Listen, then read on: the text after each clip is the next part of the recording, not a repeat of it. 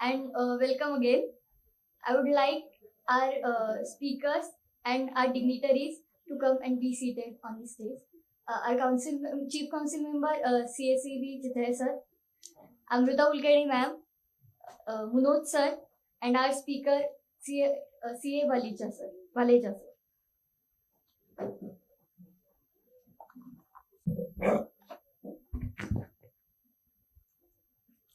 Good afternoon, friends.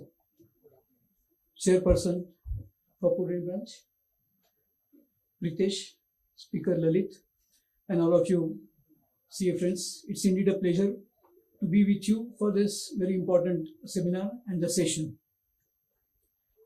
As we are aware that number of chartered accountants working abroad, we have listed, there are more than 100 countries in which chartered accountants are there. And in Europe or Australia, if you tap the door of a CFO, out of 10 doors, behind 6 doors, you will find chartered accountant qualified from ICAI. Also, incidentally, you may know that Tesla CFO is also our member. So, opportunities abroad are available, replete. But there are two ways of looking at those opportunities. Let me tell you, if any one of you today apply for any job abroad, certainly you will get that job because the Indian skill sets are definitely in reckoning and they understand that we work, because in other countries that is not the situation. But then the other thing is you get the work from abroad, but sitting in India you work. So what is the difference between the two things? One is when you are working in Europe, you are getting European remuneration, but associated with European remuneration, there is also European expenditure tag. So savings are limited. But then getting jobs from abroad and working in India affords you pricing arbitrage. You are getting remuneration of Europe scale and expenditure is on India scale. Besides, you keep on meeting friends like Lalit and others. So that is also an additional perquisite, I would say, non-monetary one, but better one. So we are more concerned about, I think, the second category, the arbitrage in remuneration, getting their prices and incurring expenditure here. As I said that Indian talent is recognized, and there are 3 reasons that now we can certainly look at these opportunities. Reason number 1 is, as I said, that our talent is recognized worldwide.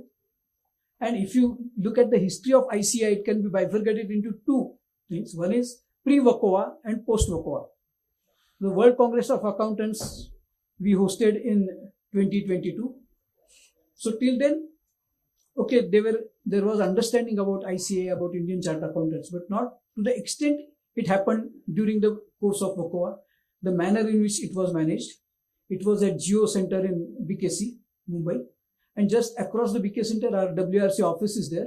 So those from countries abroad visited there. They also held meetings in BKC. And they were really stunned to see that the whole building being owned by the ICAI. And when informally they discussed with us, we said, this is not the only building, but 100 such buildings are owned in India by ICAI. And they were really stunned. Of course, physical infrastructure is one, and mental infrastructure or talent is another. So talent also we demonstrated adequately. And now they are much comfortable about us.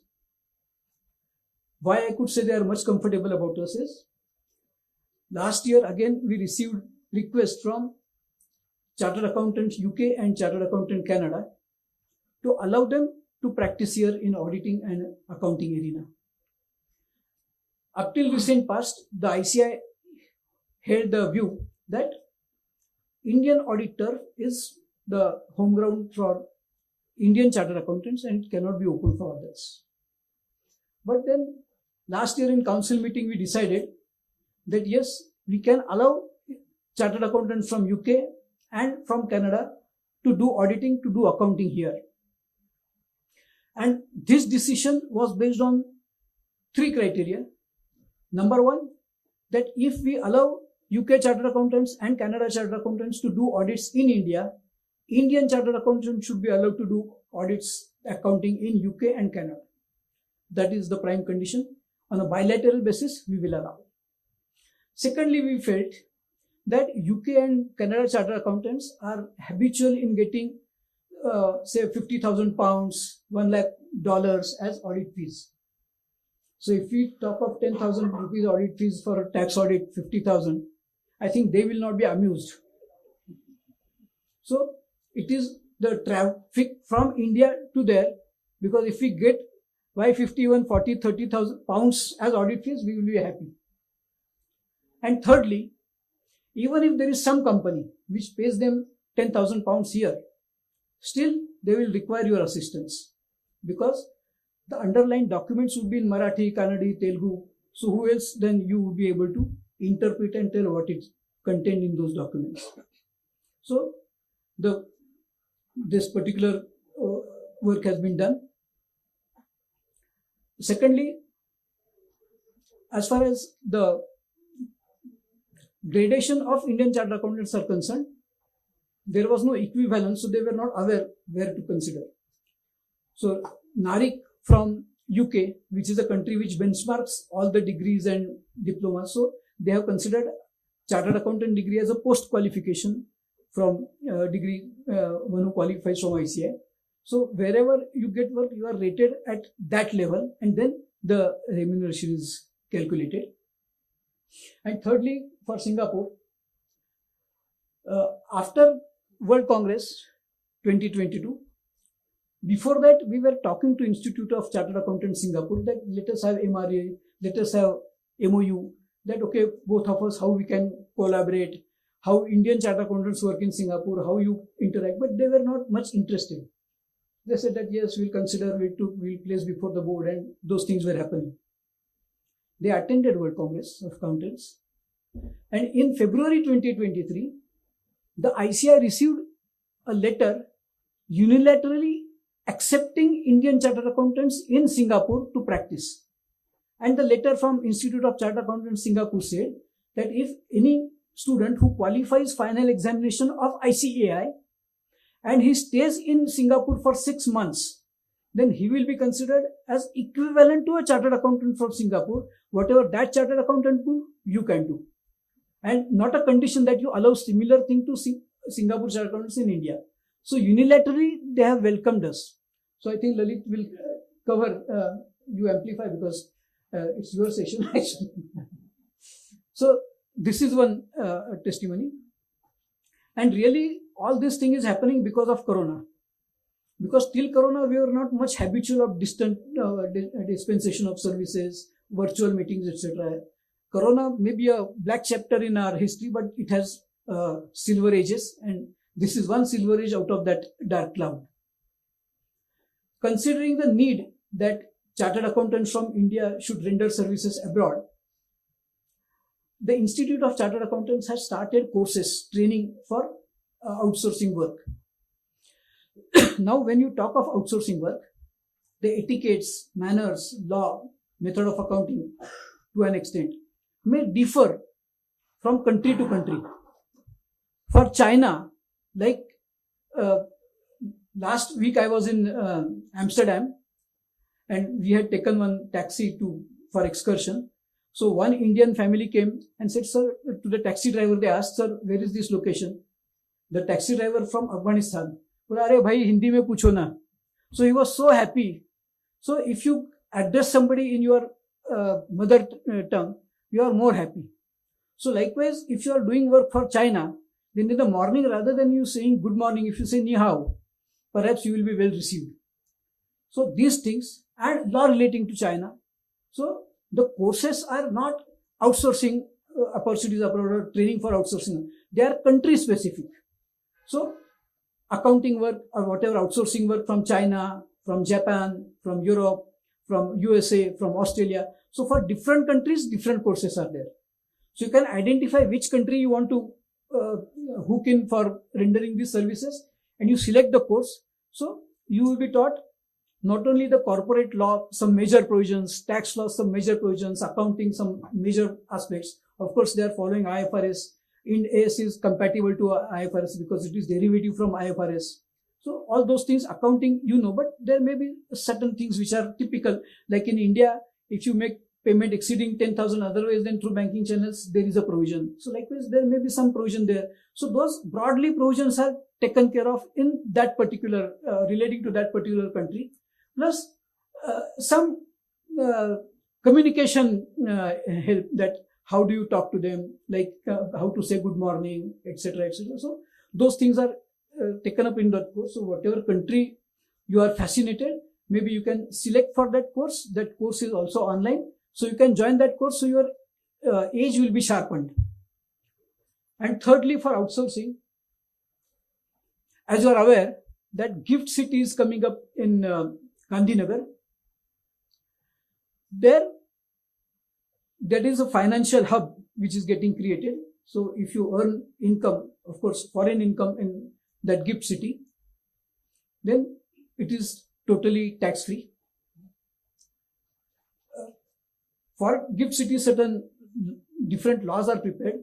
Even for anti-money laundering, IFSC has different authority has been established.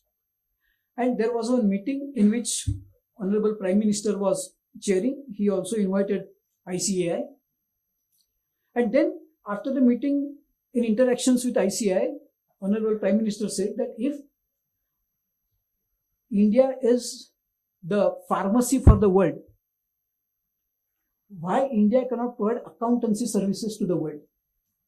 अगर हम India पूरे globe के लिए दवाई supply करते हैं, तो हम अकाउंटिंग क्यों नहीं सप्लाई कर सकेंगे पूरे ग्लोब के लिए? And we said that yes sir, we are ready, whatever you say ICI will do. So in that Gift City, now BAT services are added. Even you can set up your firm for the purpose of rendering BAT services. What is BAT? Bookkeeping, accountancy and taxation. So these three services you can render from Gift City, to which one A is added, and that is anti-money laundering consultancy. So BATA services you can render from Gift City. If you render them for countries abroad, maybe there would be a tax holiday, because that is considered as a SEZ, and that is in making. In fact, there was one conference on anti-money laundering by IFSC, which is the authority for Gift City. I had opportunity to address that particular gathering, and there we witnessed that more than 60 huge buildings are coming up. Almost who's who in finance sector is having there. Even from accounting also, the firms have booked spaces over there.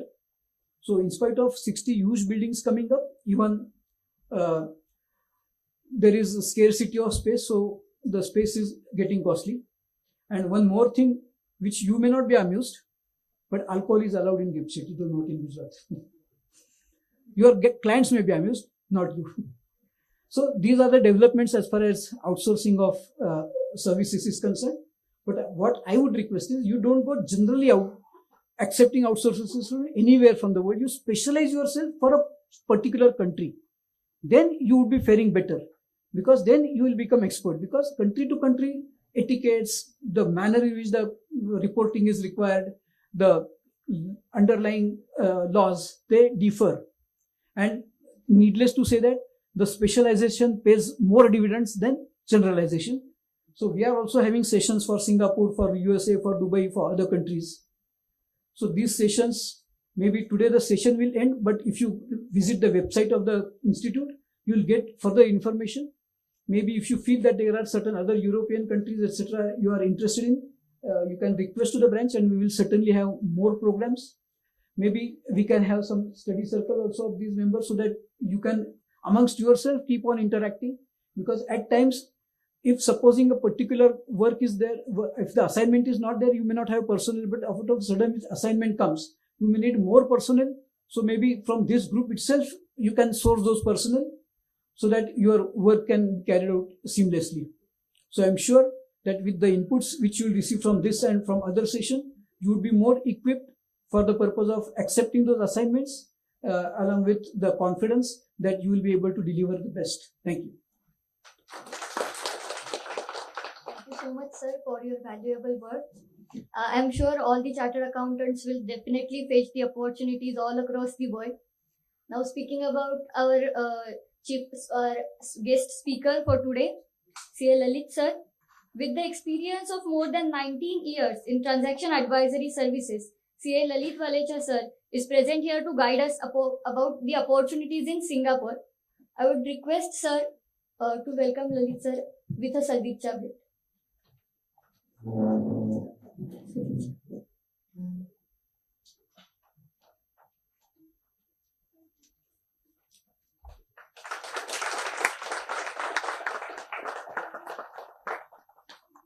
With around 15 partners and widely spread business over India and Dubai. He has also worked in PwC before founding the firm in 2005. I would like to take the liberty and of mentioning that sir has been an active speaker in various topics hosted by ICI and our Pune branch. Also, he has guided students through his seminars in IIT, IAPA, and Dubai. Sir, everyone, including myself, is eager to have a tour of Singapore. So let's get started. I would request sir to take the charge of mic. Thank you, Chitya sir. Thank you for the warm welcome and thank you for inviting me. Pritesh had called me last week, just like 2 weeks back, not just last week, but 2 weeks back. And he said that we are doing these topics on international opportunities. And 2 countries are already covered, which is US and Dubai. So I thought, let's cover Singapore as well. The common thing about these 3 countries is you can do these services sitting in India. You don't have to actually travel there. Obviously, if you want to travel, you can, but these countries offer you that you can work from India.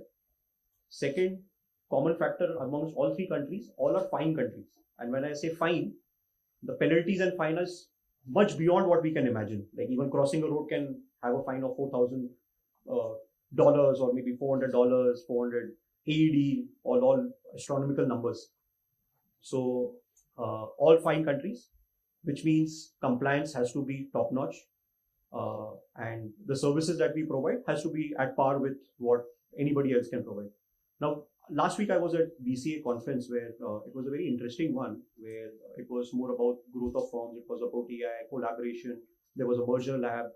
Ankit Talati, our past president, was also there. He threw up some numbers. I'm not presenting those numbers, but I'll just narrate to you what, just building up what Chitya sir also just mentioned. Institute today, in terms of share the headcount, in terms of the members and the students, is the largest body in the world as of now. And sir will acknowledge that, like 4 lakh members and 9 lakh students. So we are 13 lakhs, largest body in the world today. Second number, we have US apparently AICP, and there was an account, cost accounting body that got merged. Today they're at 6 lakh members. One more statistics to add to that. By 2030, US will fall short of at least 300,000 CPAs in the US, which means who's going to do the work? They don't have enough people taking up accountancy as a profession. That's a big challenge for the US today. UAE doesn't have its own body for good reasons. They are coming up with, I believe ICA is helping them draft their regulations. Chitya sir would be aware of that, right? So again, ICA is playing a premier role in terms of even advising what accounting body you should set up in those geographies, where audit in itself is different, preparing financials in itself is a different beast altogether. Singapore is a much advanced economy that we're talking about. They have regulations around AML at a different level. They have, again, ease of doing business. I'll present the statistics to you. Ease of doing business, they're at number 2.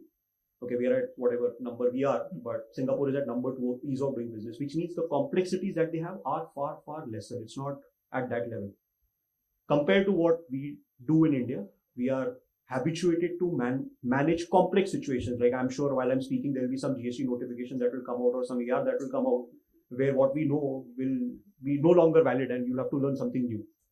That doesn't happen in Singapore. When I went to Singapore just 4 years back, this was just pre-COVID in 2020 of Jan. Met a lot of clients out there, met few folks, company secretaries, bankers, and it's a financial hub, right? You need to meet the right kind of people that stay in Singapore. They mentioned few things, which is, I think, very different from India. Supreme Court had only 5 pending cases. Okay.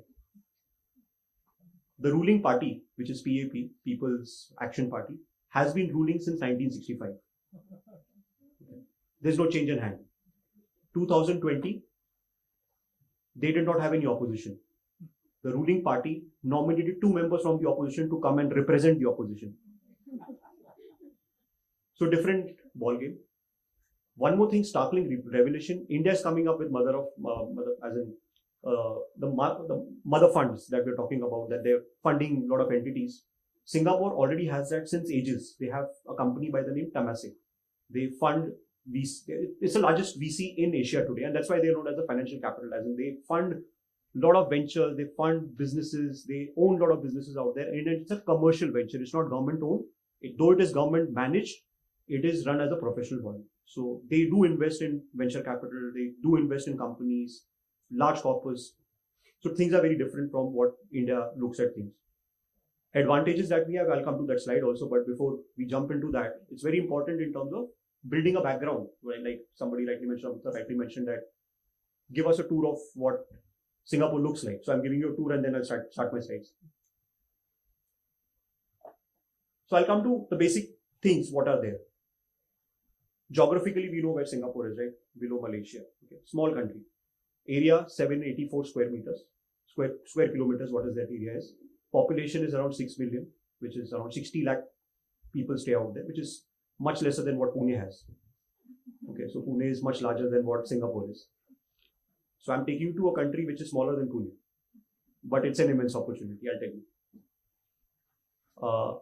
They allow multi-currency accounts.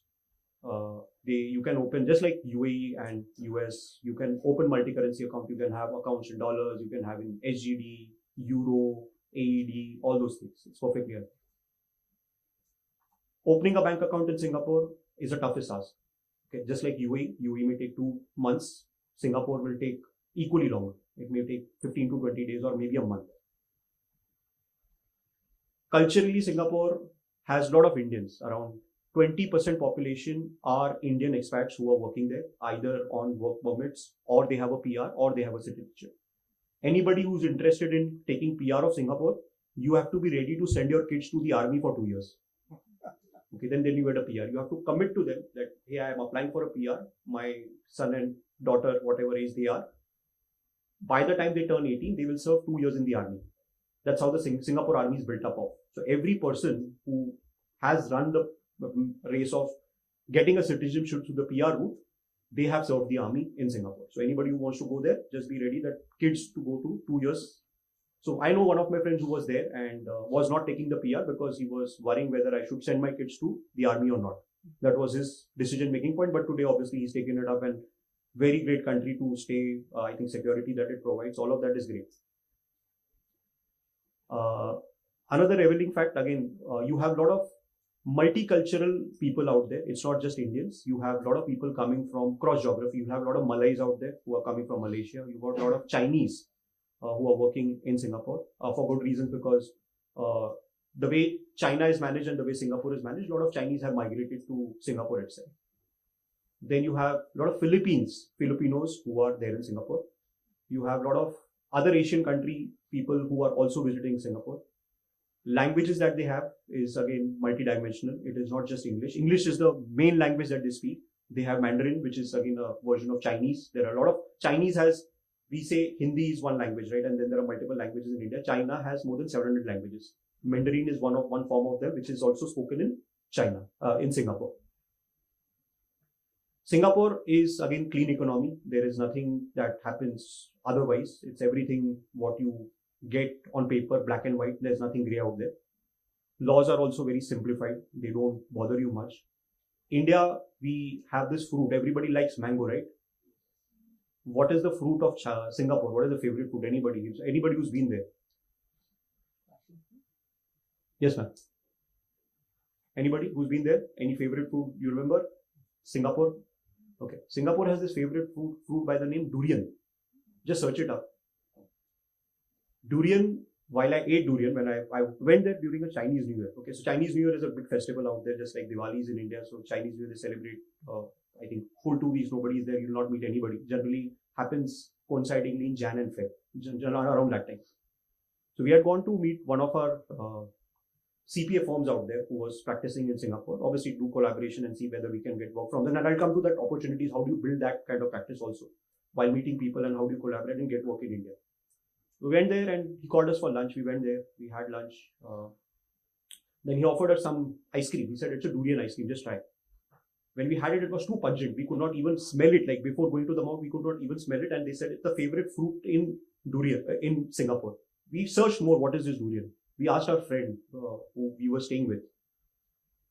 He said that if you're carrying durian in your car, you'll have to sell your car because it will smell so badly.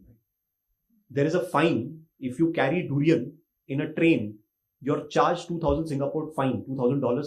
Singapore is a fine out there, but people eat durian. So the taste buds are very different from India's. Again, giving you the cultural background, I'm just taking a visit of tour of what Singapore looks like and what that country is, so that you get a flavor in terms of what it is.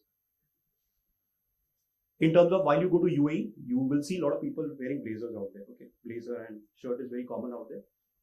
Singapore, again, same, you'll see a lot of people wearing blazers, but people will be in formal. It's not necessary blazers are necessary. Even formals are fine. It's perfectly okay. People are very hardworking out there. People start at 8 in the morning. I work for a lot of Singapore clients. They start 8 a.m. at that time. They end the day, and I get calls at night, 11 p.m. India time. They are 2.5 hours ahead of us. So they work a lot. When I went there, the culture that I saw, they don't take breaks. They just take breaks during lunchtime. They don't entertain getting disturbed during lunchtime. They take half an hour to 45 minutes break. That is it. You'll see a lot of people walking on the road around anywhere between 1 to 1:30. A lot of people are crossing road, eating outside. They have a bad eating habit. They eat outside. They don't cook at home. Most of the people in Singapore eat outside. Again, these are not opportunities. I'm just giving you a flavor. I'm taking you to Singapore first in terms of what it looks like, what is the nature of Singapore, and then I'll come to my slides. It's a tropical weather. You feel very warm, just like Mumbai. You sweat out there, but it will rain in the evening. That's the common thing. There you can see the roads, which are great roads that you can travel on, but a lot of traffic. People travel by metro. They have something known as MRT, which is the metro that they have. It's amazing. Like, we went to metro, we wanted to go to a client's place, 17th floor. He said, just take the metro, come on this station. So हमको लगा कि we'll have to go outside somewhere and go to some building. No, the metro stopped at the basement of that building. We just took a lift and just went to his office. We never saw the sun also. Like, we went from our place, went down to the metro. It's all underway. It's not on the ground. Just like UAE, it's a mix. There you'll see UAE metros are over the ground, it's under the ground. But in Singapore, it's all it's at the different level. Like, you can go 7-story below where you can find a metro out there. You directly come out and you go into a building which has that. So people travel by metro. Everybody travels by metro, no problem. It's obviously there are P cards in Singapore also, not like Mumbai metro, but yeah, at a different level. So traveling is not a problem in Singapore. Whenever you go, you just take a card out there. Your credit card also works. Like, if you want to swap your credit card, that also works. Obviously, UPI is also working in Singapore today because government of India has allowed UAE and Singapore both to use the same technology what India has invented. So fintech is also at a different level where there are also a lot of innovations that have taken place. So you can use your regular Google Pay or maybe your UPI scan and whatever, and then you get cards also which you can move on to. People are ready to meet you in the evening hours. Clarke is the best place if you want to meet people out there. You can go to Clarke. It's a CBD where you'll see a lot of financial companies out there. You'll see banks, institutions, VCs, private equity firms, family offices around that. And it has a lot of eateries that you can see out there. So a lot of people do meetings in Clarke. So if you're going to Singapore, do visit Clarke. It's a nice place and people are okay doing meetings and they'll go back to their office. They'll not ask you for tea. They'll ask you for, obviously, come, let's have a beer or something, and then you can just do something else. So culturally, things are quite different. What happens in India, the way we see the things that are taking place. We've seen a lot of CAs in Singapore migrated, working there.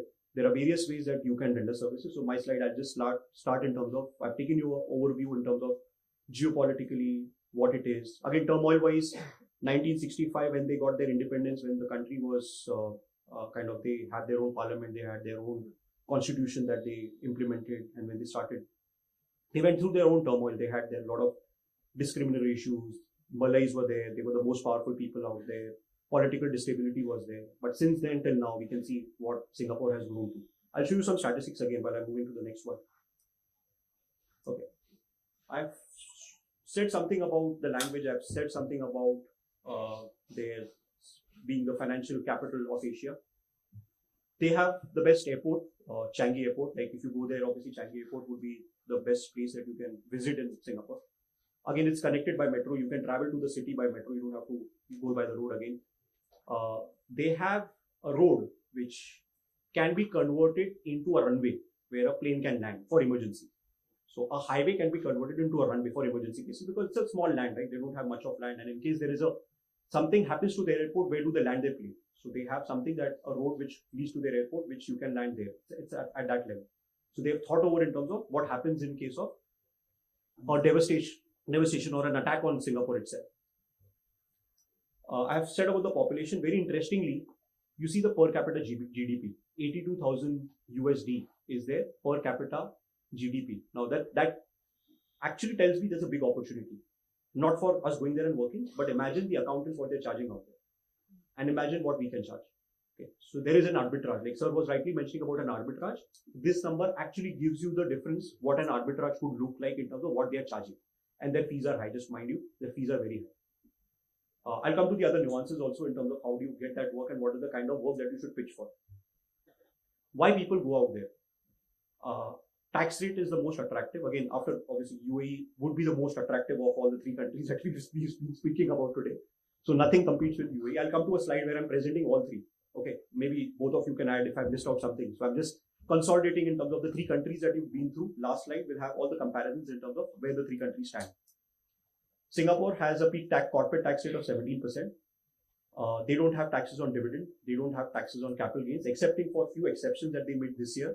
If you have overseas shareholding and you're selling that overseas shareholding, there is a capital gains. But anything local, which is selling Singapore entity, selling assets in Singapore, there's no capital gains at all. Just like what you have in UAE, there is no tax on dividend.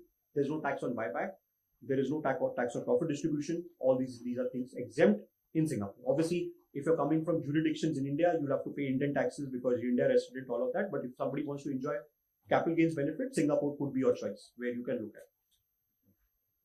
Another reason why people look at Singapore is because obviously the last one that I mentioned out here on the slide is financial capital of Asia. They have regulations around creating venture capital funds, private equity funds, stable economy. UAE, again, I think Kapil could add to that.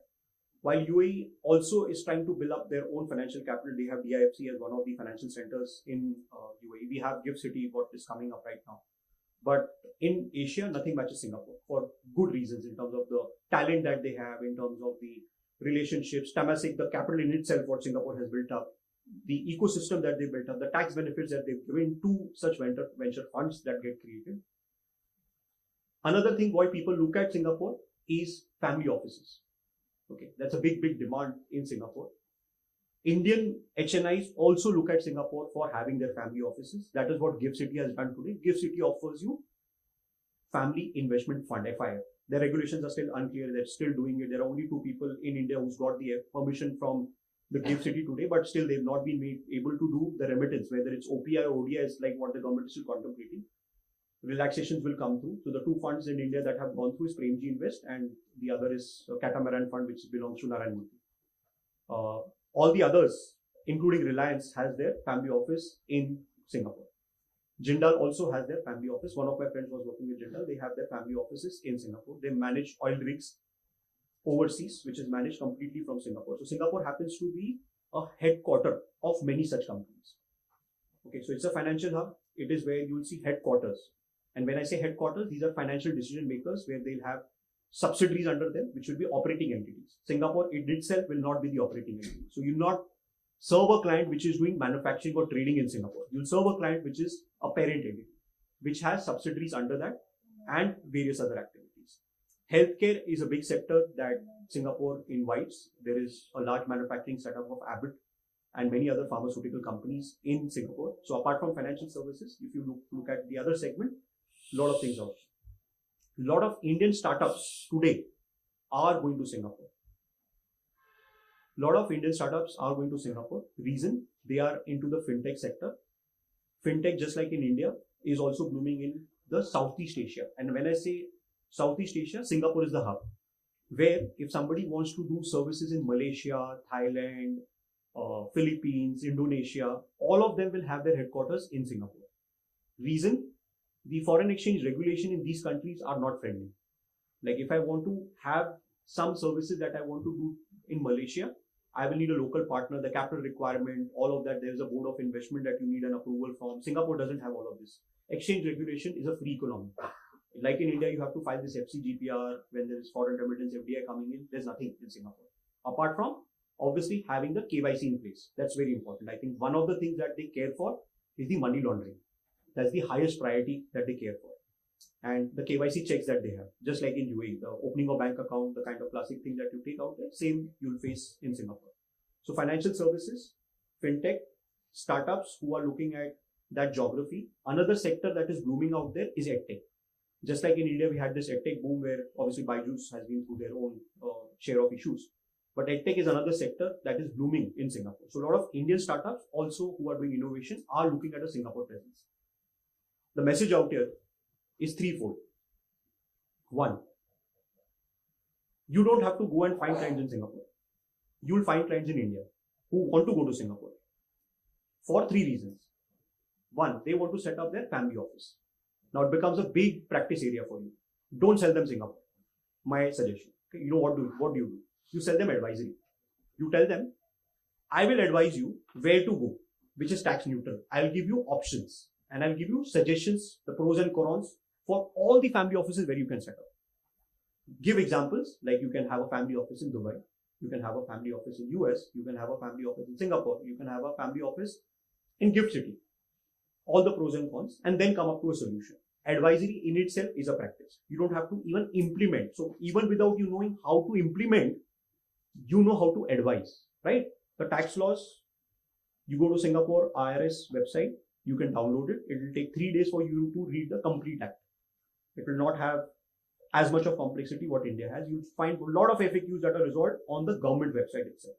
Open book, so you don't have to worry about at all. So the advisory is one practice that one can look out from get go. If somebody says, I want to set up a family office. Somebody says, I want to set up a investment fund. I want to create my VC. Okay, I want to have a venture capital fund that I want to set up. Where do I go? Or I want to set up something known as a feeder structure. This is common. Where do I go? Give them options like Mauritius, give them options Dubai, give them options Singapore, give them options Gift City. Compare all of them and tell them this is the best thing for you. Another advisory. So family office, investment fund, venture capital, all of that possible, and all Indians. Again, I'm not going outside. I'm still staying in India. Startups. Big ecosystem. They have grown across boundaries. Zomato has presence in India, Southeast Asia, UAE. Firstcry has presence in Middle East, India, Southeast Asia, all these places. Who's the tax consultant? You'll realize the tax consultant is an Indian firm. Correct? Yes. So all the tax consultant is an Indian firm.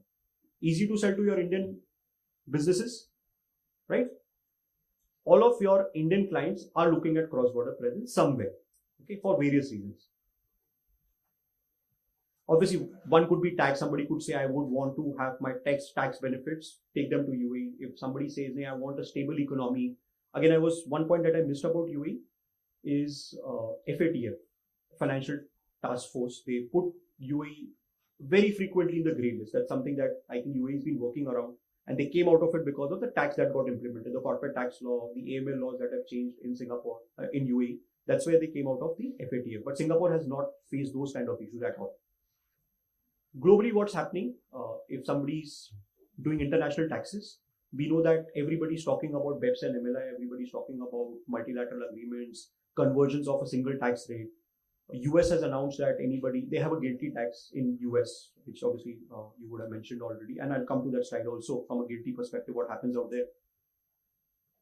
From a tax perspective, everybody's coming to a median tax rate of 15%. What they're going to say is globally, everybody will mediate out there, including UAE. In the mainland, you may have a 9% tax, but if you're a part of the MNE group, which is the multinational, just like the CBCR reporting that we do, your tax rate is 15%. It's not 9%. It goes high. Singapore is already at 17%. So you'll have no challenges. Though Singapore is not a tax haven to that extent. It doesn't have a zero tax. It has capital gains exemption, it has dividend exemptions, but it is seriously not a tax haven to that extent. It is considered as a good place, a domicile for obviously planning your taxes, but it's still not at that position, and it doesn't have the downsides of FATF and all of those things.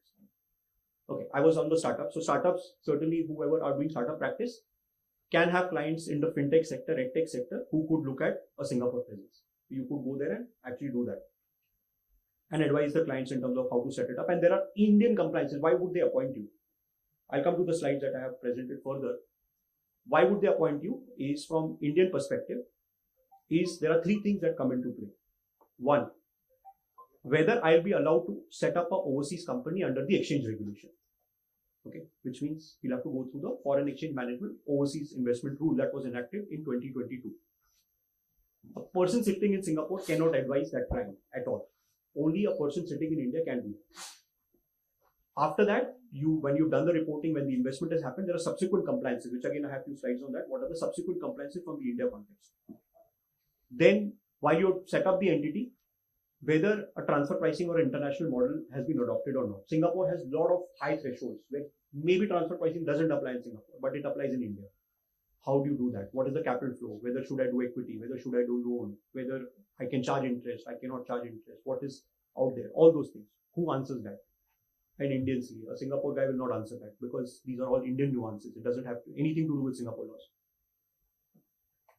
Winding up of the Singapore entity, selling of the Singapore entity. Again, because these are India connections, an Indian CA will be required out there. It cannot happen without that. So these are the three broad buckets that how do you do work for your Indian customers where they're looking at three setups. Fourth, what is the other opportunity? When I said I went and met a CPA firm in Singapore, they're facing challenges in recruitment. They don't have people. Where they hire people from maybe Philippines, Indonesia, they have people coming from Malaysia, they have people coming from China. They don't have those kind of skill set that they would want and the kind of grooming from an accountancy perspective because they're not hiring CPAs and chartered accountants out there, they're hiring graduates. And the cost of a graduate is equal to a CA in India, but maybe so that their cost is slightly more higher. Like I'll tell you, somebody who wants to take a visa and go and work in Singapore, there is a minimum salary level. Like every visa has a minimum salary level. You don't get a visa if you paid below that. You can't get that visa. You can't go there and work if your salary is lesser than that. So there is minimum threshold, which means offshoring opportunity is immense. So most of these firms in Singapore are looking at back-end offices somewhere. Most of the Singapore entities have offloaded their work to Philippines. Geographically, when we see today, Philippines is coming up well for three reasons. Obviously, English-speaking country, time zone, availability of talent at a lesser price, real estate rates being lower. All these are the same advantages that India has today. Similar to what India has, Philippines also has the same advantage. But people taking up accounting profession are far lesser as compared. While we have large amount of accountancy, it's not just accountancy in India is not limited to CAs. It is cost accountants. We have MBA finance. We have graduates. We have postgraduates. So the accountancy profession in itself, apart from CAs, is much larger, which you can build up a team having a combination of all these people. Okay. So this is one more area where you can offload work from the CPA firms in Singapore. I'm again not talking, you set up your own shop out there. You're still in India and doing all of these things. Maybe you need meetings, you need collaborations, go work with them and get the work offloaded. Most of the big fours are doing that today. Like if you want to do offsourcing for US, you can do it in India. Same thing works in Singapore. Nothing stops you from doing that. I know a company that has outsourced a lot of work to a Pune-based firm. I'll not name because confidentiality again. I'll obviously name the company, but I'll not name the CA firm in India. The company in Singapore is Johnson & Johnson. Johnson & Johnson has a lot of, so they have their indirect purchasing team sitting in Singapore, where they decide in terms of how the work will be allocated. They also have these bidding processes that go on. They finalize forms and outsource very small processes. So they have this processing of, and they are selling medical devices. Johnson & Johnson is distributing a lot of medical devices to doctors and other places.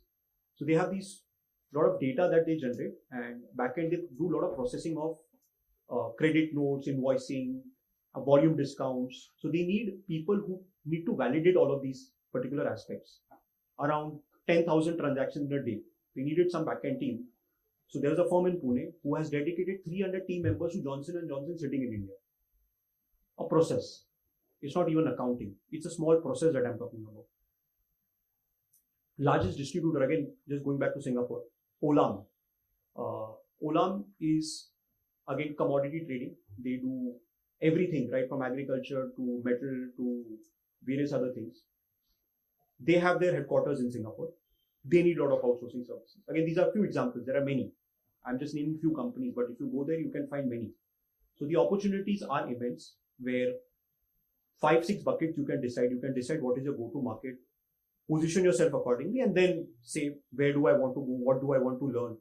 Because otherwise Singapore का law सीख के कोई मतलब नहीं है. मतलब सच्ची बोलो लॉ कब सीखना मैं बताता हूँ. Come to that where you need to learn the law.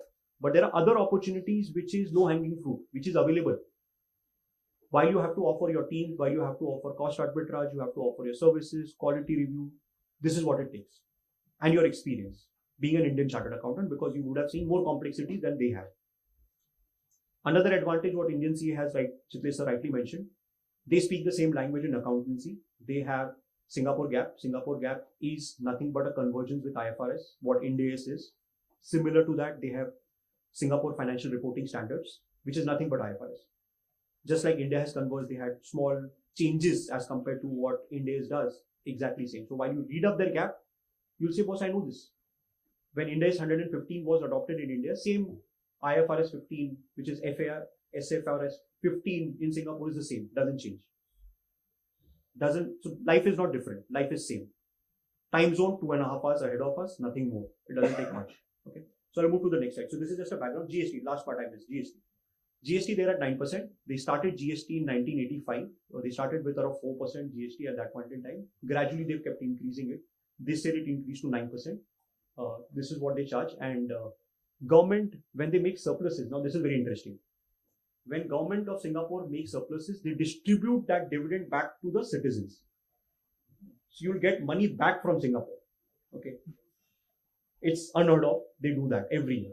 So a citizen in Singapore will get money in their bank account because the government has made profits.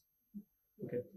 Even tourist who goes, I'll come to that. Yeah. Their money is also Tourist, when you go there, like UAE also, you can claim a refund of the GST that you paid. Whatever GST that you gave, whatever VAT that you pay in UAE, you can claim it back. You have to obviously show the records, it has to be packed, show the invoice, go to the airport, there is a center, spend some time and get the GST refund. They give you seamlessly then and there on the spot.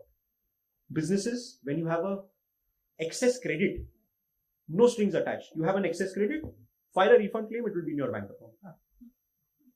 No ITC reversal, no credit not available. Everything is there. So ITC is very simple, which means the life is easy. But it's not good for CAs. So things are easy. Okay, so that's why they're self-compliant, they're self-regulated. That doesn't exist. People are honestly paying taxes. Nobody will say, cash will. They'll actually give you a regular invoice and you'll get the right material. So all those things happen. Okay, so these are the background in terms of what's there in Singapore. One more interesting fact, which I missed when I started. While you see the signages on the road, okay, you'll see 4 languages. You'll see English, you'll see Mandarin, which is mix of Chinese. You'll see Tamil. You'll see Hindi. And some places you'll see Arabic as well. Okay, these are the 4-5 languages that signages will all have these languages. So you can imagine the ethnicity of that country. Okay, if everything is there, don't cross the road just like UAE without the signal being green for people to walk. Otherwise, they'll get hold of you at the airport, find you, and then let you go. Okay, so be very careful. So those are the etiquettes that you need to maintain while you're in UAE or even Singapore. Okay, next thing. I think this is already Chitlesar's covered it, where ICAI has MRA, which is unilateral, where Indian CAs are allowed to become a member of the Singapore body of chartered accountants. You need to be there for 6 months. You have to stay in Singapore for 6 months. For you to be eligible to apply for this, you have to give one exam. There's one small exam that you have to give is about professional ethics, because their professional ethics standards and our professional ethics standards and schedules that we have are slightly different. So you have to just give that one exam, which is again, you can take as you go. It's online. You can visit there and give those exams. And then obviously you can qualify becoming a member and then practice the way you want. I've given you the link also. Maybe I have a QR code at the end. You can just scan it and download this presentation also at the end. Okay, I'll not mail it to you. Just download it at the end. I'll give you the QR code. Everything is there. You just click the link. You can go to the institute website. Simple conditions. If somebody wants to really apply, you can do that. And this is For staying there, you don't have to go with a PR. You can go with a non-PR also. How do you do that? Like if somebody is interested, set up your own entity in Singapore. You can go online and do it up. I can tell you how to do that. After the entity setup, there are obviously things that you need. I'll come to what you need to set up a Singapore entity. I have a few slides on how to set up a Singapore entity also. So if you set it up, you can apply for something known as an EP, which is an entrepreneur pass. Entrepreneur pass, you may get it within 3 to 6 months. You have to qualify for that, saying what you're going to do, what you're not going to do. You have to take a minimum salary from there. And then you can obviously go there, work, and then if you want to apply for the membership in Singapore, you can do that. But obviously it requires capital to do all of this. If you have a client who's paying for that, great. If you want to self-invest and do that, you can try.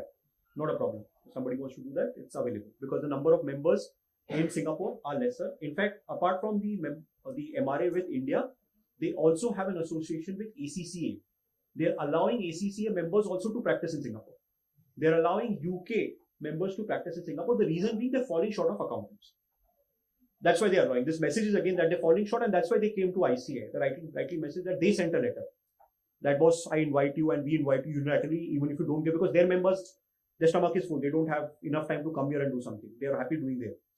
So they're happy, and the fees are different level. They can't get the same fees in India. They're happy doing what they are, and whatever firms are there, big fours are there in India. So any which way they have some presence otherwise. So they'll not set up out there, but they'll continue to work from their geography. So any which way, they need more people than they need work. Okay, so that's why they're allowing us. You can just download and see more details out there, but it's an opportunity where if somebody wants to practice in Singapore or wants to do advisory, sign up certificate, attest functions, assurance, it's a great one because subject wise it's almost similar. So that's why they're not testing you in academics. They're testing you only in ethics.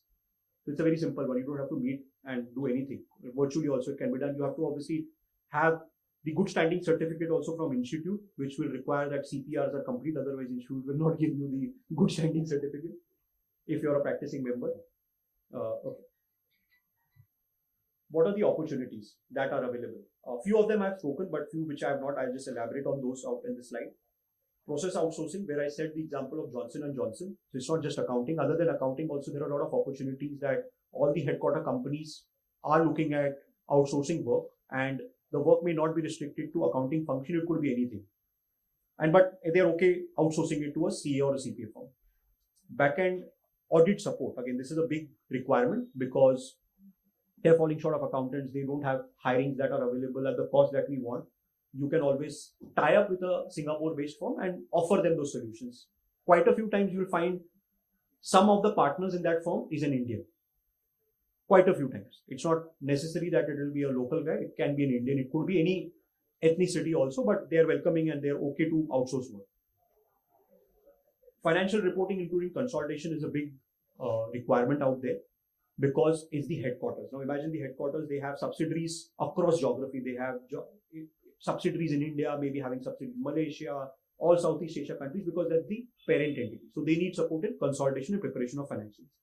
Anybody who's into financial reporting services in India, who's doing IFRS, gap conversions, a lot of opportunities in that segment where they need assistance. Obviously, they are having advanced systems in place. They can have their consolidation done themselves, but there is a human element still involved. AI is there. AI is still our friend. AI is not taken over human. AI is at the age of 9, which means we are far superior than AI today. Like somebody believes that AI has taken over. No, a lot of time for AI to take us over till now. But a lot of mundane work still has to be done by humans. So this will require a lot of, and accounting has its own variation, right? It has specific to details also. So you'll require assistance out there. So that's another area that one can look at. Structuring is a big requirement. Again, why? From a India context, like if there's somebody going cross-border and setting up a Singapore entity, I'll present you a few slides. I'll give you 1 or 2 nuggets in terms of what the complexities are, and then you can realize there are many more. I'll just give you 2 nuggets in terms of what are those complexities in the subsequent slides.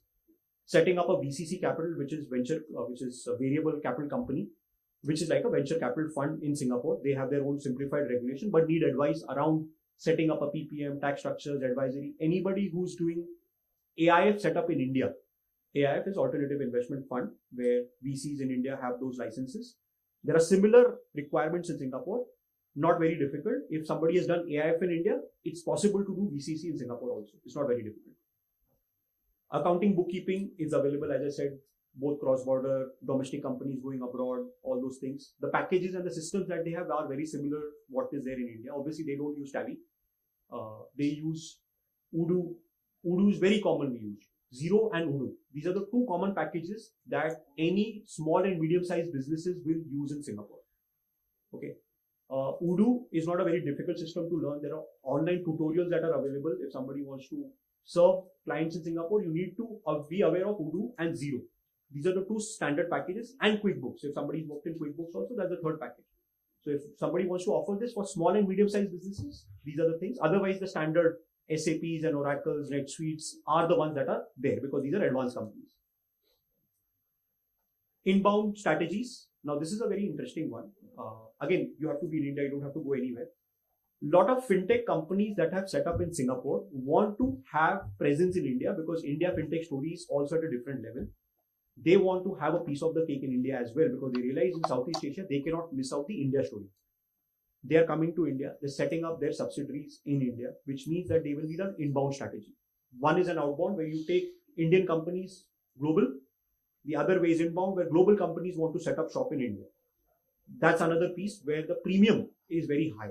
Like normally, if you tell any Indian company that you're incorporating, 20, 30, 40,000 rupees is what you charge. But when you say that for Singapore, you want to set up in India, apart from incorporation, there are post-compliances, there's FCGPR filing, there is transfer pricing, so many things come up. So your setup cost and advisory in itself, package could be anywhere between 1 lakh to 2 lakhs rupees for setting up one company in India as a subsidiary. And ongoing, you can say, boss, I'll do your compliances, I'll do your routine bookkeeping, I'll do everything.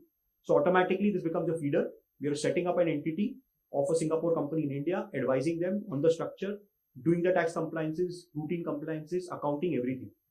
So this is another way. And you hang around that client for ages. Like I've got few clients that I started doing in 2007 and I still continue to serve them. I started in 2000. So they don't move around. They believe in relationships.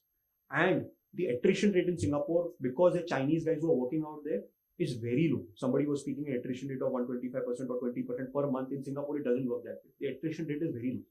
People work there for long. So if you got some person who's working out there, your relationship with them will continue. Unless he's an Indian who goes there, they obviously keep changing jobs. Chinese are consistent. They don't hop jobs. Malays are consistent. They don't hop jobs. They are at one place. So if you develop one relationship, your relationship continues for numerous years. And we've seen that, at least with the locals. Family office setup. Anybody in India, HNI who wants to set up a family office saying that I want to go there. There are nuances, compliances, both ways. You can advise them on that. And startups in India looking at cross-border presence and operations in the Southeast Asia geography. So these are the overall opportunities that are available in Singapore. I'll tell you a few more. These advantages slightly I've covered. I'm just, again, just for duplicity, I've just presented a slide out here. India's recognition, they are okay with Indian CAs advising them because we have the same knowledge in terms of accounting, compliances, other things. Language is the advantage because they speak English. English is a popular language out there. We are obviously education and we have skilled labor, not just limited to CAs, but graduates, postgraduates and other things. Cost arbitrage is the obvious one because you saw the per capita GDP of $18,000 versus what we have in India. So there's a big cost arbitrage that we all obviously have. They are focusing on their core business. Now, Singapore is a very different kind of economy. They don't want to do which is something which is very routine. IT is something that they outsource because that is not their core. Accounting is something they're willing to outsource, that is not their core. Process is something that they can outsource, this is not their core. What is their core? Their core is managing funds. That is their core. What they realize is human capital in financial sector is what they believe. So what they will do is investment banking, M&A strategies, setting up, all those kind of planning stuff, they will never outsource. They will insource it.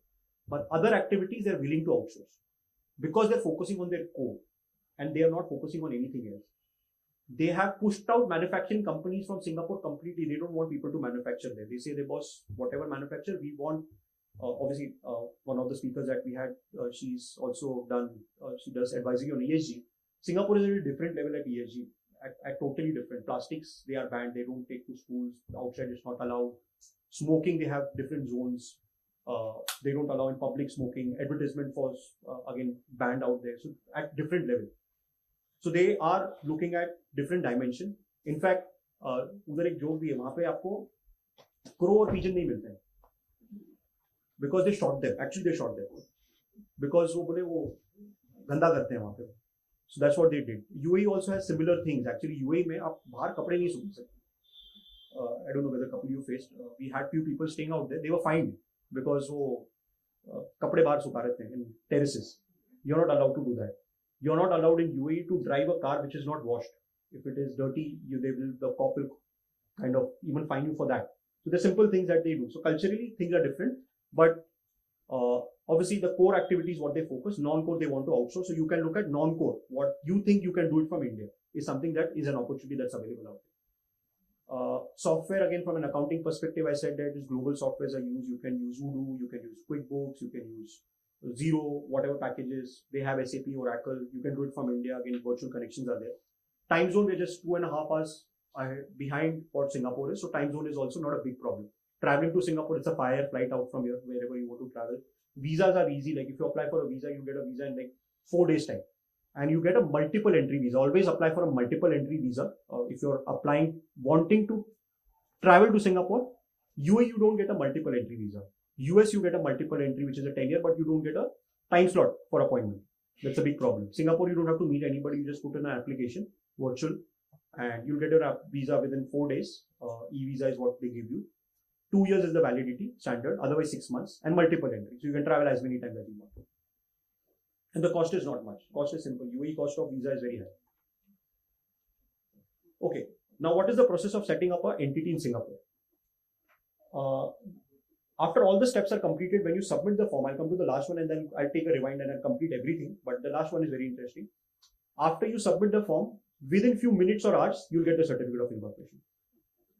This is the speed. Okay. After you submit, you have to just submit the documents. What documents and what is the process? I'll just come to that. But incorporation happens then and there. You don't have to wait for ROC to reject or approve or doing something, nothing. The reason, I'll tell you the reason. And that's why I'm picking the last point first and then we'll come to the overall steps.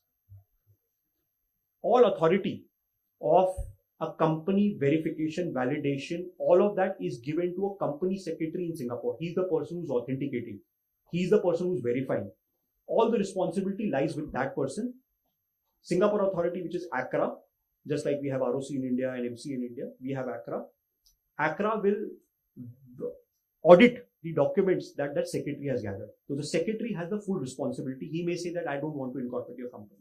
The company secretary that we work in Singapore is an Indian person who was staying in Chennai, who migrated there.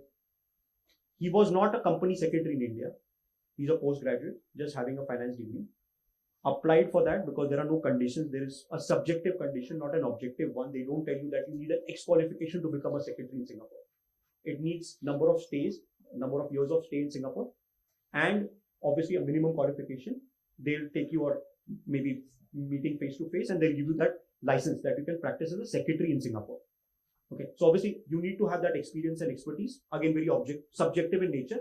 If you get it, you can become a company secretary in Singapore where you are the authority. ACRA will not challenge what you've done.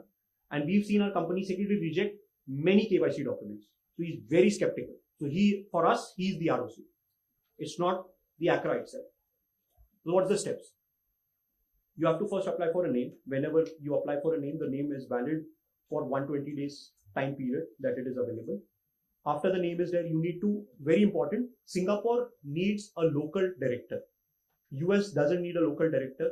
UAE, if you're in the free zone, you don't need anybody. Yourself is good enough. Other than obviously the guys who are going to help you incorporate that, you don't need a local person. If you're in the mainland, maybe in the mainland, you need to, depending on your license category, either need a sponsor or need a local partner, depending on the activity that you're doing. If you have to take a DED license, then kind of can differ. But in Singapore, director is very important. Who can be a director in Singapore? One person is required.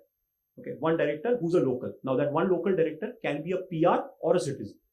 Either or it's fine. You have a lot of your friends who could be eligible. Maybe because you may have some friends who've gone there. They are eligible even if they're working in a job. They can become a nominee director if they are PR and citizenship.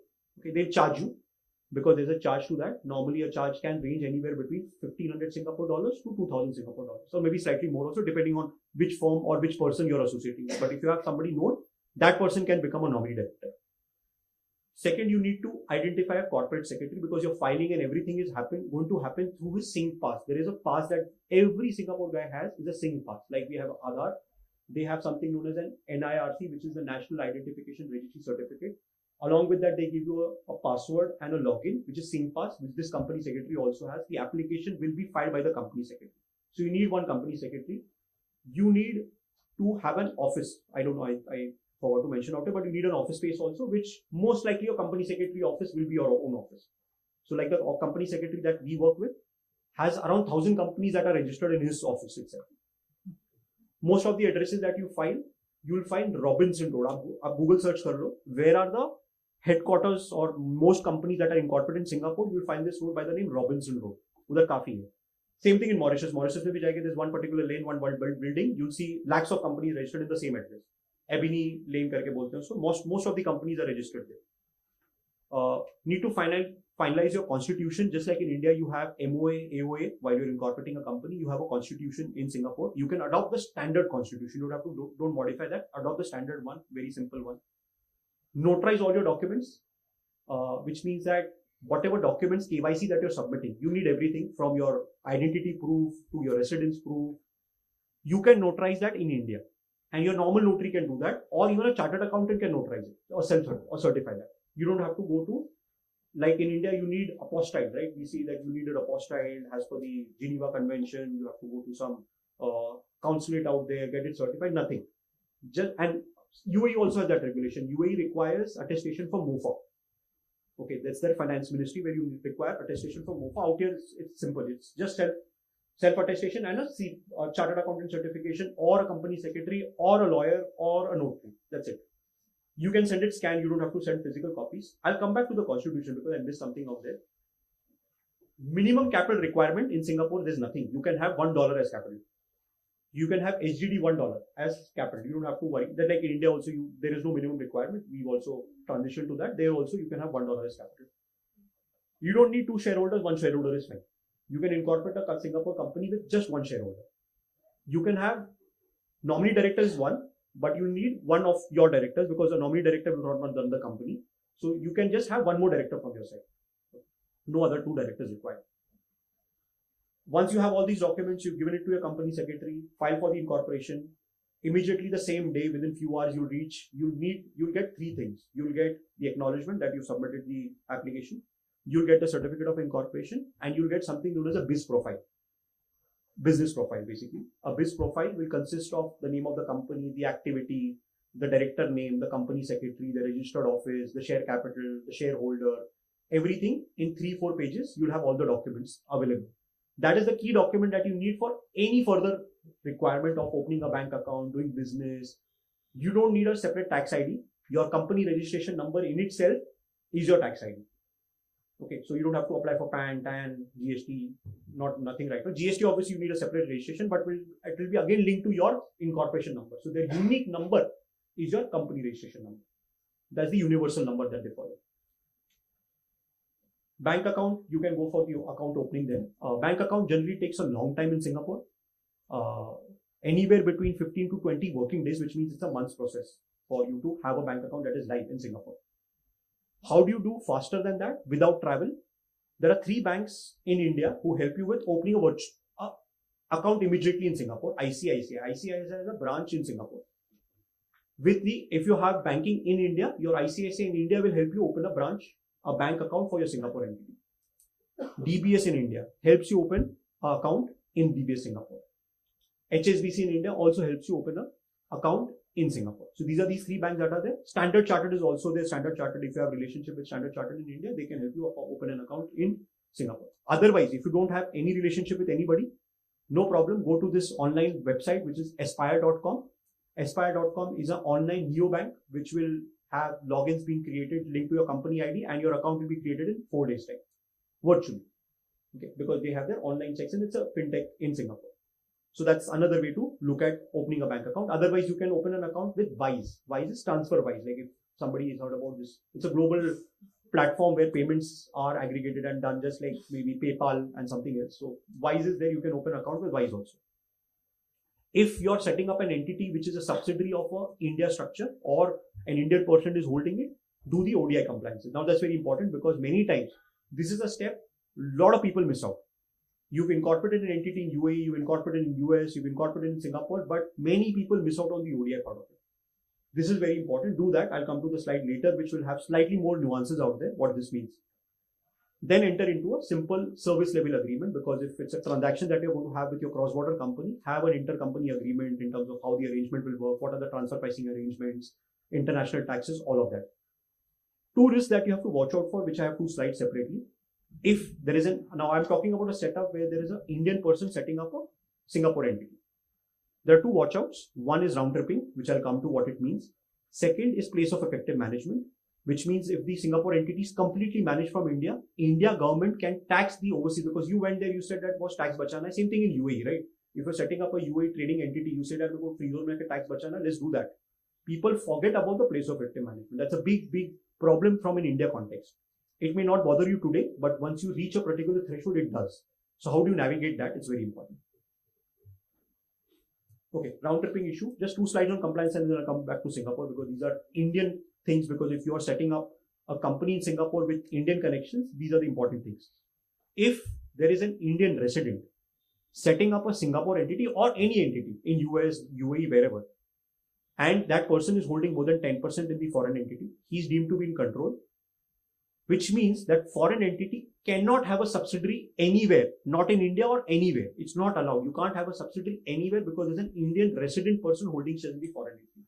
There are few exceptions, but Indian resident, and so it's a one-way traffic. Like if you've done individual holding in a Singapore entity, you cannot have any subsidiary, which means that if you thought that was, I will have an Indian connection, that I'll have an Indian subsidiary which will serve to my Singapore entity and Singapore will be the parent, it is not allowed.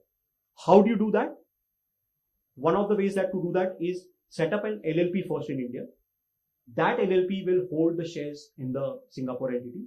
Then the Singapore entity will have your India company as a subsidiary. This is not round tripping, but the one which is resident individual, it's a round tripping, which is not allowed under Rule 9 of the exchange regulations that have been enacted in August of 2022. Many people miss out on this.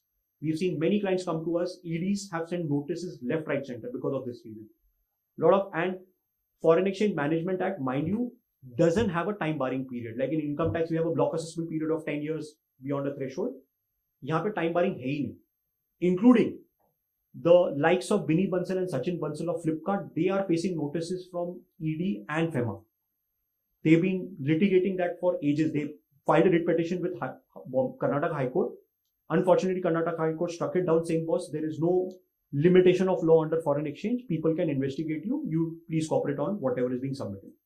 So these are the things that have to be mindful while you're creating an OC structure which will have a subsidiary anywhere.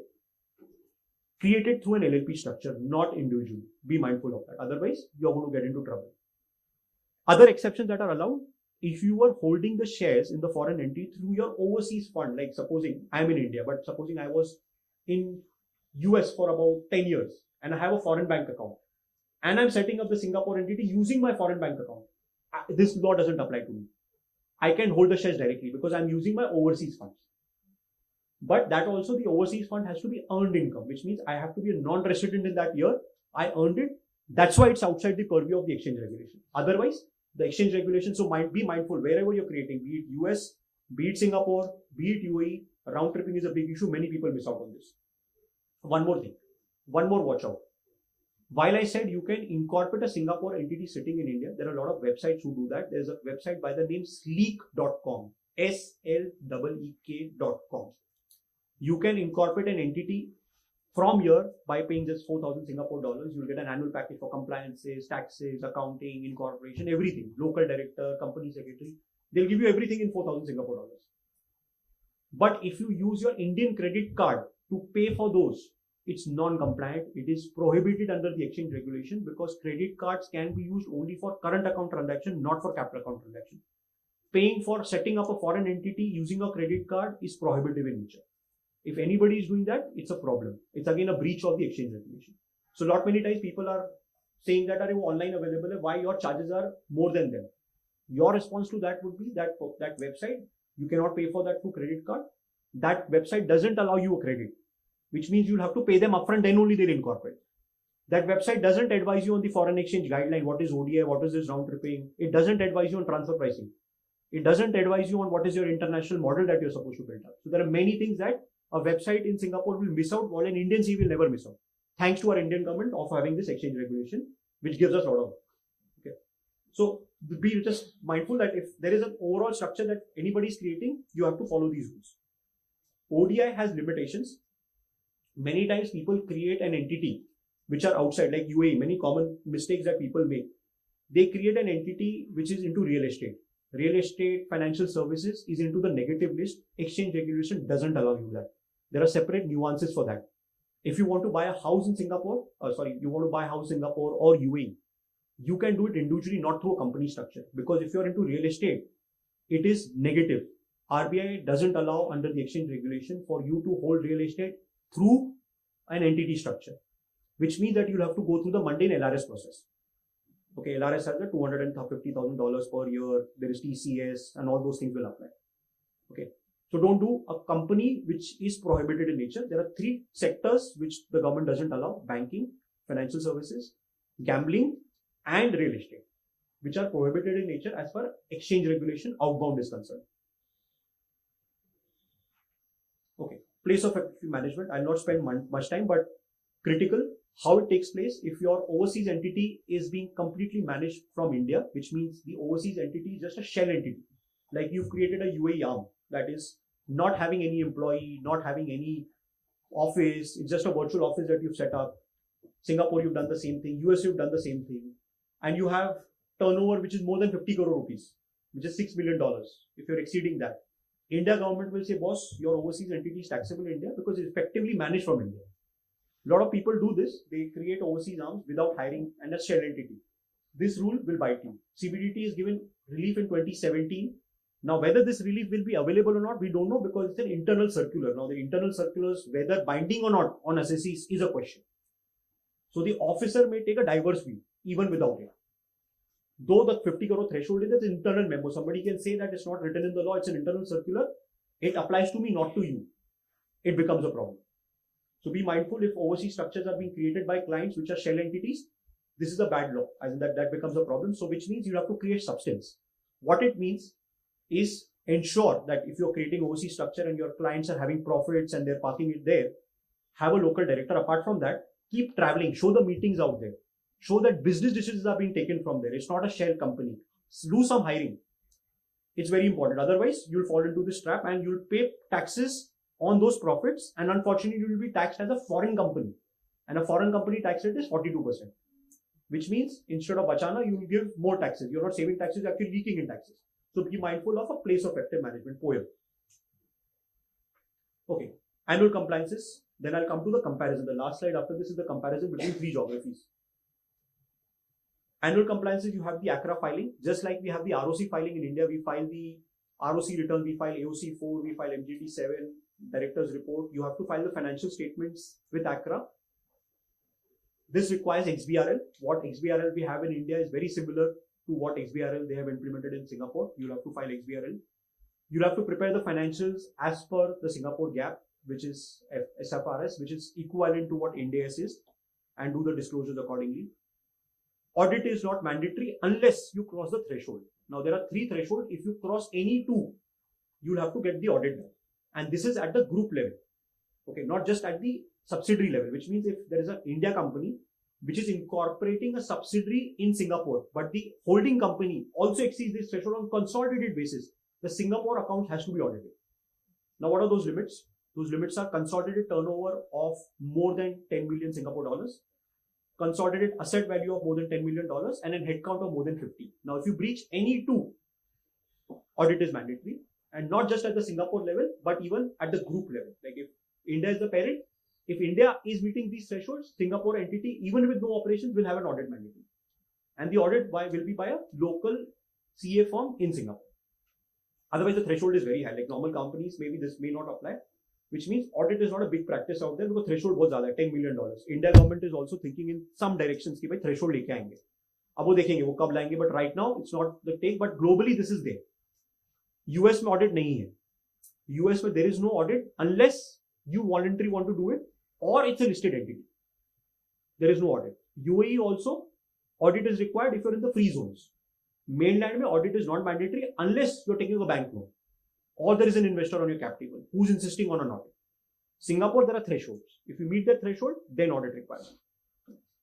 Accounting standards I've already spoken. These are very similar to what Ind AS is or maybe IFRS. You need to file corporate tax return. Achha, due date, I forgot the due date. ACRA returns has to be filed within 7 months. Just like in India, you have to adopt your financials within 6 months. Same in Singapore, you have to adopt your financials in 6 months. First year, you're allowed an exemption. First year, just like in India, you can prepare a 15 months account. You can prepare a 15 months account. There is no concept of a year end. Like in India, we have April to March. You can have any 12 month period as your year. You can have April to March. You can have Jan to December. You can have maybe June to May. Whatever you want. You choose your choice. So why they have kept it that way? Because they have global headquarters. They have companies coming from Australia. They have companies coming from China, India. Everybody has their own nuances. So they said that was whatever year end that you're following, whichever you're following, within 6 months, please do your AGM. Within 7 months from the year end, file the annual report. That is it. Transfer pricing will apply, but transfer pricing also has large thresholds. There again, the threshold limit is 10 million Singapore dollars. Only once you exceed that, then transfer pricing applies. Otherwise, there are no compliances of transfer pricing other than maintaining certain records in place. Again, transfer pricing will be applicable if it's an India subsidiary. You'll have transfer pricing in India, not in Singapore. GST, as I said, the rules are very simple. There is again threshold of 1 million Singapore dollars. Only when you exceed the 1 million Singapore dollar threshold, then registration is compulsory. Before that, you can always take voluntary registration because you may have input credits that you want to claim refund and all of that. That's a different thing. But otherwise, 1 million Singapore dollars is the threshold for getting GST registration. Exports are exempt, zero rated, no problem. Withholding taxes applies only in two scenarios. Once if you're making payment to your employees or if there are payments to non-residents. Domestic payments, there is no withholding taxes, which means professional fee that is getting paid from one person to the other payments like we have TDS in India. Withholding taxes applies only in case of employee payments and non-resident payments. So the laws, if you see, are very similar to what we have in India. It's not very different. In fact, thresholds are very high, far simplified, simple returns, online things. So things are very simple. So the opportunity in terms of compliances will be very few. But accounting, bookkeeping, structuring, tax advisory from India context, cross-border taxation, transfer pricing, POEM, these are the things that somebody has to worry about. Again, these are all Indian connections. That's why I'm saying your pitch for Singapore should be somebody who's India going abroad or Singapore company coming inbound. So it should be outbound or inbound. This is the main key. Otherwise, accounting or sourcing is available. Okay, last slide where I'm just comparing the three jurisdictions. Kapil, I may need your help if I'm going wrong somewhere. You can correct me. Okay, I'm just comparing these three geographies. In case I missed out something, you can just add to that. US, the corporate tax rates in US are at 21%. But apart from that, every state in the US has an authority to charge you income tax, which means your income tax rate will be 21% plus whatever the state wants to charge you. If you're incorporated, most of the companies in the US are incorporated in Delaware. Okay, why? Because Delaware doesn't have any income tax. Income tax in India is the authority of the federal government, which means central government will charge you 25.17% or any other rate that if you selected the higher rate, whatever rate that you need to pay. US will charge you a federal rate, income tax, plus state also has an authority to charge you income tax. Some states have an income tax of 10%, 7%, which means US tax rates are 21% plus depending on whichever state you are. If you're in Delaware, then 21% is flat. More complexity in US. If you say that I'm in Delaware, but I have business in New Jersey, you have to prepare your financials for New Jersey separately and pay taxes in New Jersey to the effect of the profits that are accrued in New Jersey. Okay. So you have to prepare a segment. Boss, this is the profit that is attributable to New Jersey, or this is the profit that is attributable to California. Singapore doesn't have it. Singapore is a one small country, one nation, one tax. You pay 17% tax. No state, no different states. There are no state concepts out there. It's one small region out there. Like in UAE, you have Emirates. We have seven Emirates in UAE. We don't have Emirate states, anything, all those sorts. It's one small country, just single taxes. UAE tax rate 9%. We have 0% if you're in the free zone. We have 15% if you're MNE. There is a small exemption that is given up till 2026, which I think Kapil would have briefed you the session that he just took. Singapore is 17%. That is peak tax rate, but there's a slab. If you see the note below, there is a slab concept also, which means your average tax rate will be far lesser. In fact, first 3 years, they tax you at half of this rate.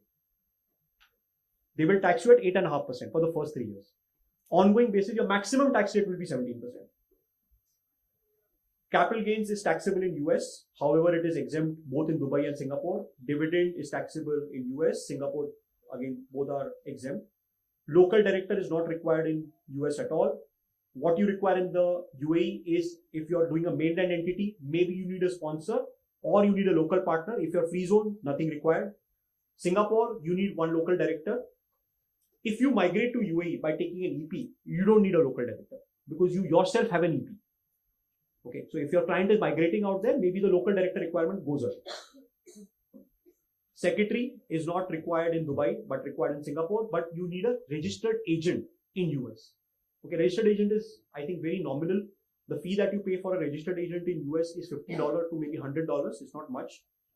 Singapore, you pay a higher fee. Singapore incorporation will be slightly more. That's why the cost is like, if I come to the next part, I'll come to the audit and then I'll come to the cost. Audit is not required in US. Audit is required in the free zones in UAE or if you've taken a bank loan in the mainland. Singapore requires audit. Only if thresholds are met, not otherwise. Incorporation time, US is the fastest. You can incorporate a Singapore company in a day. You just have to pay. US is, I think, a different economy. There is something known as an expedite fee. Whatever you need, if you need a TRC, you need a certificate from the government, you need to incorporate, you need a registration in a particular state, just pay them an expedite fee, official fee, anywhere between $100 to $150. Express the same day there is a separate fee, Express 24 hours there is a separate fee, Express 2 days there is a separate fee, otherwise it takes 7 days. But officially, bharke, you can get the work done. This should happen in India sometime, for soon. Officially, we would like to pay. Boss, GST registration, I'll pay you extra, you give me the certificate. I'm ready to give that. You take it officially. Let the government make money. They have it in the US. Dubai, obviously no such choices. There is no expedite concept in Dubai. You have to take as much of time it takes. Singapore, there is no expedite concept because their time of reaction is as fast. As in, if you file today, you get it today. TRC, you get it in 2 days' time. Things are at a different level. Incorporation cost, US will be the lowest. You'll not, online websites, if somebody wants to incorporate a US company, offers you incorporation right from $450 to $1,000. It's as simple. That also, that $450 will give you a credit of $5,000 of Google or Amazon or AWS. So actually you're not paying nothing. You're getting more in return than you're paying for incorporation. Dubai is the expensive amongst the three. Again, Kapil can validate that. Amongst the three, Dubai will be the expensive. Moderate at Singapore level, like just giving you a hypothetical number. Singapore online, if you go to a website, you can incorporate a Singapore entity anywhere between 4,000 Singapore dollars to 5,000 Singapore dollars. That's the cost. Apart from that, obviously the Indian nuances of professional fee for advisory on structuring, on tax, on transfer pricing, that will be extra. But on the Singapore side, that is the cost that you may need to incur.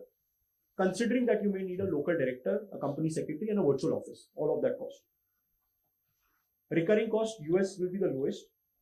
Dubai will be slightly higher. The reason is, in Dubai, you have this requirement that you need to have a trade license, and trade license is given for a year. You can have it for 2-3 years also. Like while you're incorporating, you have an option, pay for 2 years, they'll give you a discount. You pay for 3 years, you get more discount. But after that period, you have to renew.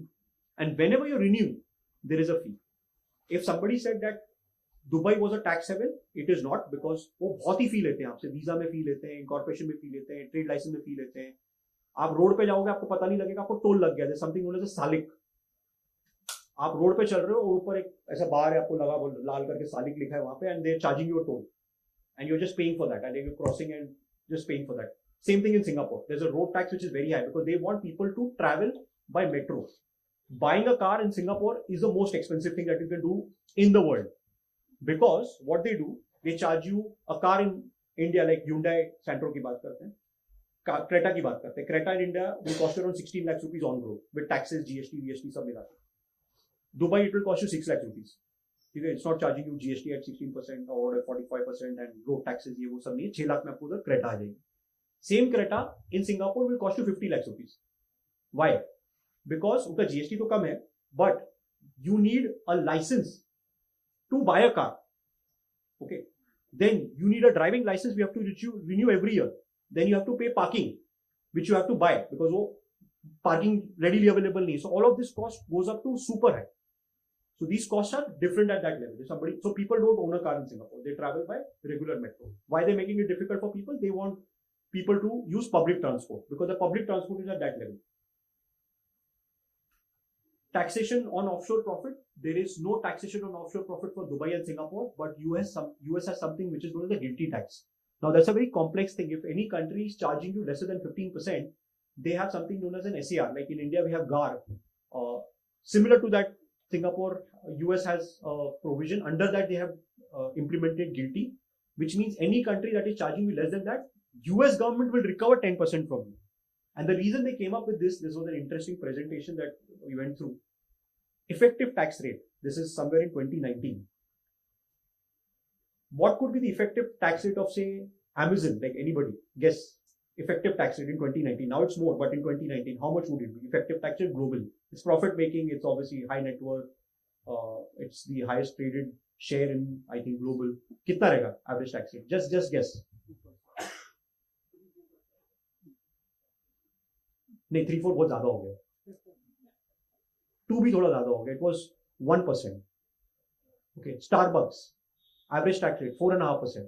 Apple average tax rate 2.5%. Google average tax rate 4%.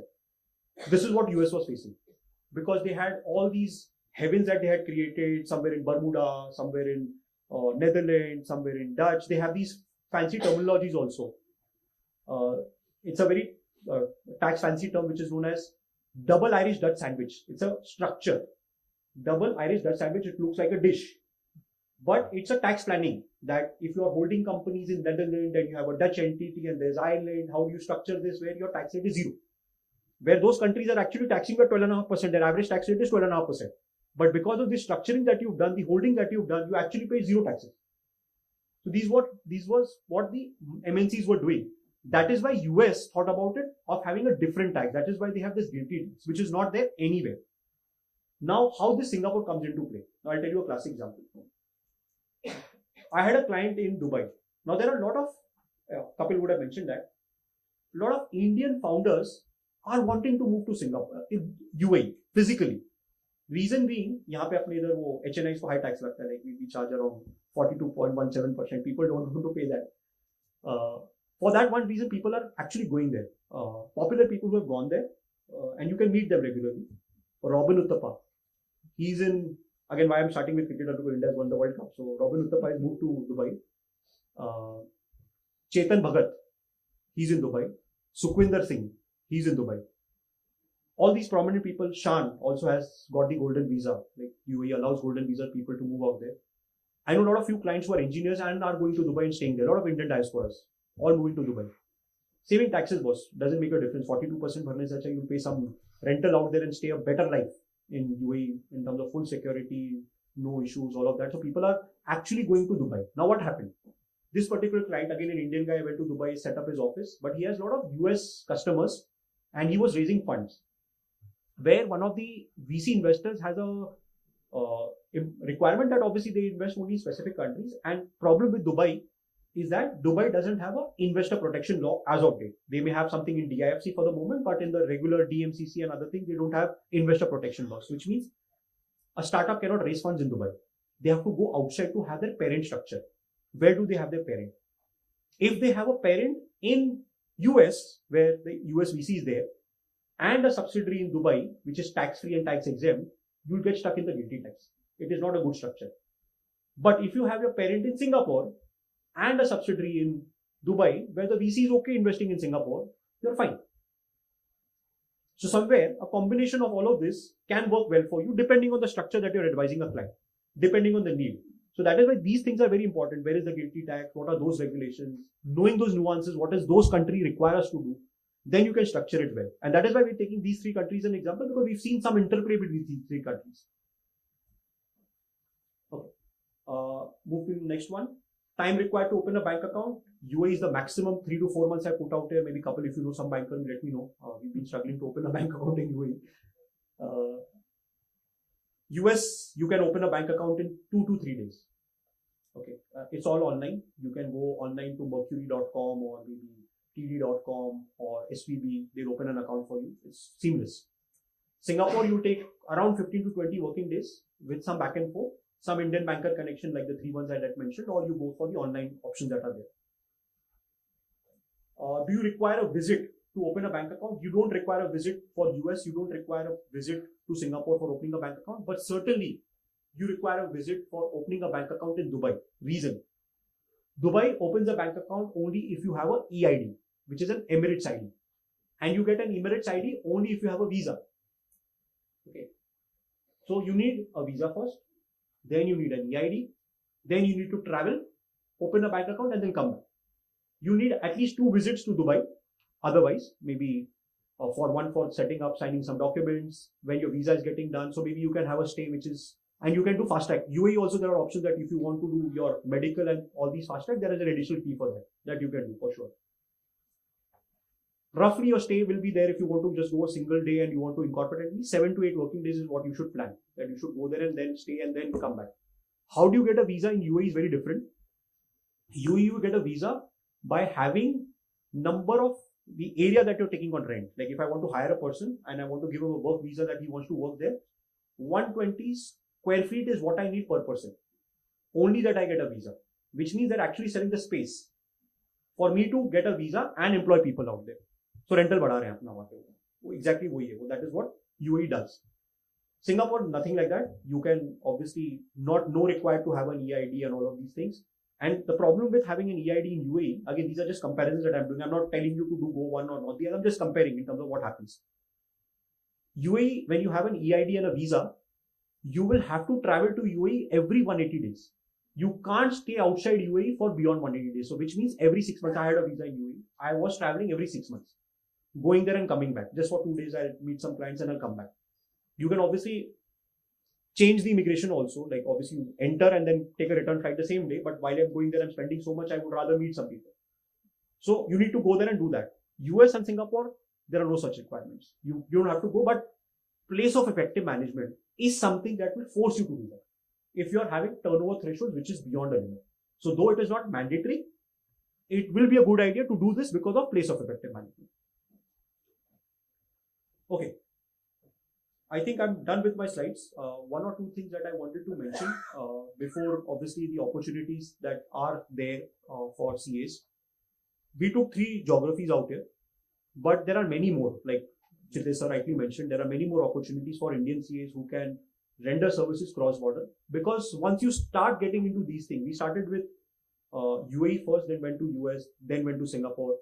We're doing all 3, and then there are many more geographies that are coming along. Like people are coming with requests, like all these companies which are into cryptos or maybe blockchain, or maybe they want to create NFT gaming.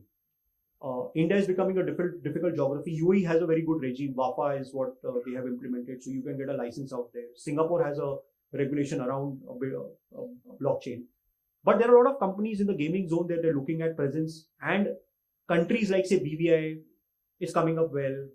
Cayman is coming up well. Switzerland, again, these are shady countries. There are Panama also in the list, but there are these typical requirements that come over that you need somebody out there. Now again, talking cross geography. Now one very interesting instance. Somebody called me 2 weeks back from a listed entity in India. They have a director on their board who's from Norway. Okay. Now the Norway requirement is that if an Indian company is paying a director remuneration to anybody who's in Norway, the Indian company has to comply with some labor regulations in Norway, which they were not aware of. EY is the consultant of this director. They gave a recommendation to this Indian listed entity, boss, you're non-compliant, you have to do this compliance. This is our advisory. We can help you with doing the implementation planning. This is our fee. And they quoted around 20,000 euros for just advisory and then implementation separate.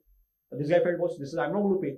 So he came to us, can you help us? Boss, I know some firm out there, I'll recommend, you can talk to them. So I recommended some firm in Norway. I spoke to the Norway guys. They were like, okay, we'll do it for them. They wrote a mail. They got connected. They were discussing. Yesterday he calls me. I gave him this reference 2 weeks back. Yesterday he calls me. बहुत सारा follow-up के जवाब नहीं आ रहा था वहाँ से. So yesterday I wrote a mail. Day before yesterday, wrote a mail to the Norway guys saying, do you have the bandwidth and time to take care of our work?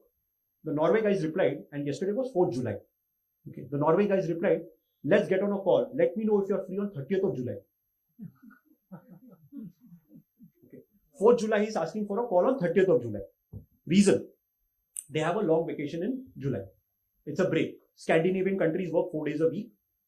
and they don't, obviously, onboarding process takes another 15 days. They've already said that our onboarding will take 15 days. We'll do all of this and these things will go on.